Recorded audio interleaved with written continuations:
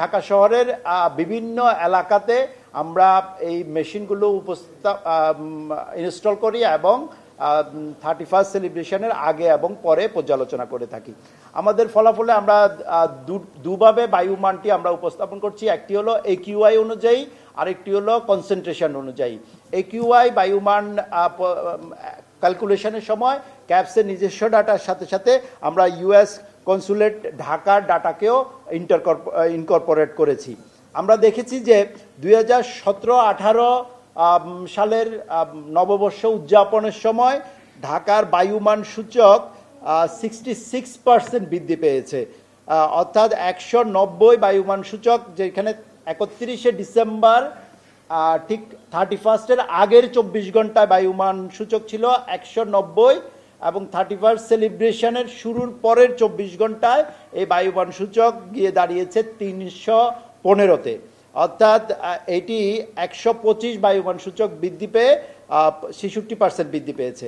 আমি যদি একইভাবে 2018-19-এর কথা চিন্তা করি তাহলে 23 ভাগ বায়ু দূষণ বৃদ্ধি পেয়েছে। 2019-20 সালে 37 ভাগ বায়ু দূষণ বৃদ্ধি পেয়েছে।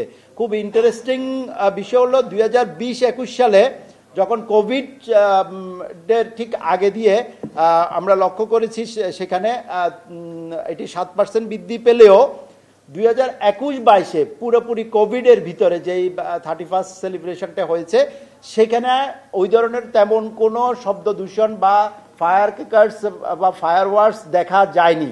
আমি আবার বলছি 2021-22-এর সময় এই ধরনের ক্র্যাকার্স না থাকার কারণে, এই ধরনের ক্র্যাকার্স ফায়ারওয়ার্কস না থাকার কারণে 2021-22 সালে শব্দ দূষণ রাত 11টার আগের তুলনায় 11টার পরে শব্দের পরিমাণ উল্টো কমেছে এবং সেটি 28% কমেছে, অর্থাৎ বরং নীরব হয়ে গেছে, যেটি স্বাভাবিকভাবে গভীরতার সাথে সাথে হওয়ার কথা ছিল।